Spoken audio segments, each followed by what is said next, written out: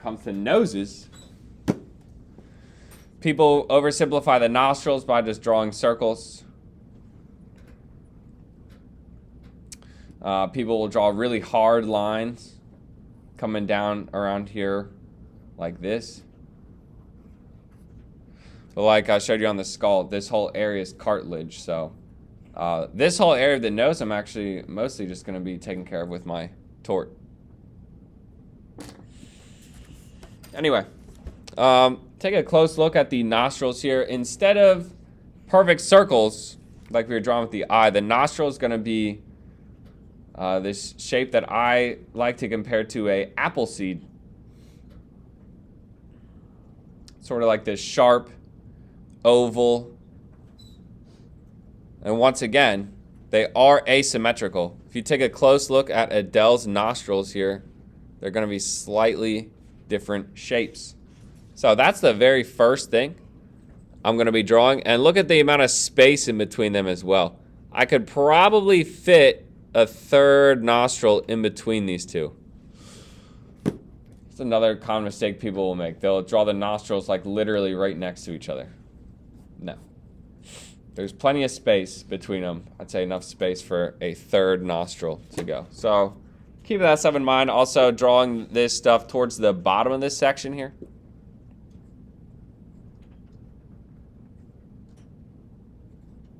Because we got to leave room for the whole bridge of the nose up here. So leaving, sometimes instead of like, sketching out a whole third nostril that I know I'm going to erase later, I'll just kind of tap my pencil.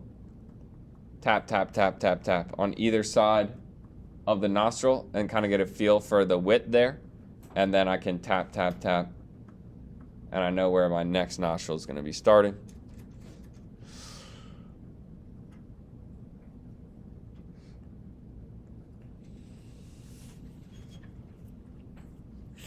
Now, a very unique thing about the nose, this is going to be slightly different from person to person. Some people have wide, flat noses. Some people have very pointy noses. But right above the nostrils, there's a sphere.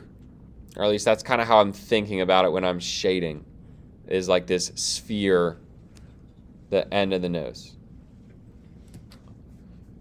So real lightly, I will very, very lightly sketch a circle on top here.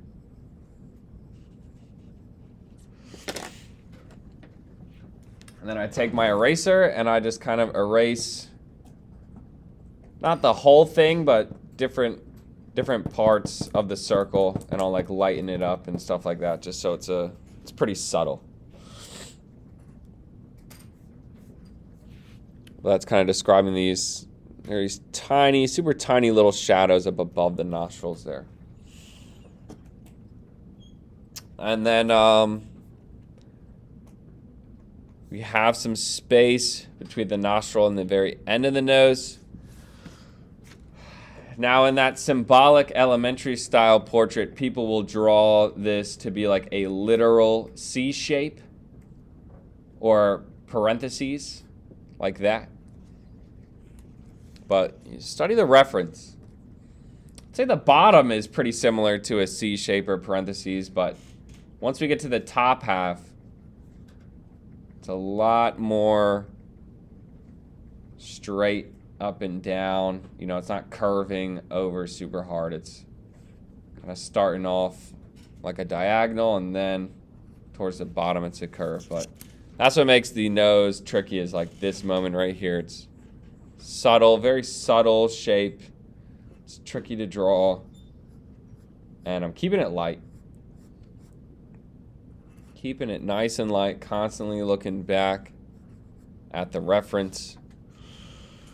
And people will like take this line and just go all the way up the nose. I'll stop right here, kind of right around where that sphere is that we sketched out. I'll stop right there, leave a gap, and then I'll draw a line.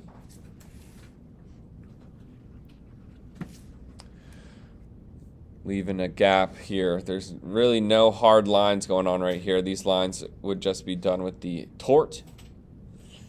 Then just kind of do the same thing to the other side. Once again, I'm just constantly glancing back at the reference, double checking, triple checking my shapes here.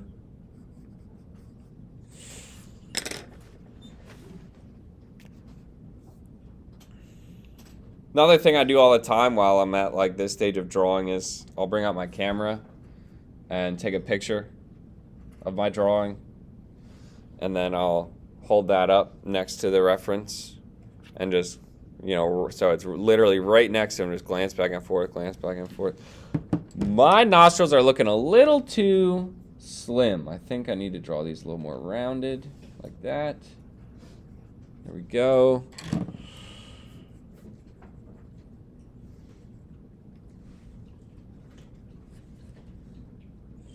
Once again, I'll stop right around here, leave a little gap, and then draw a line like that.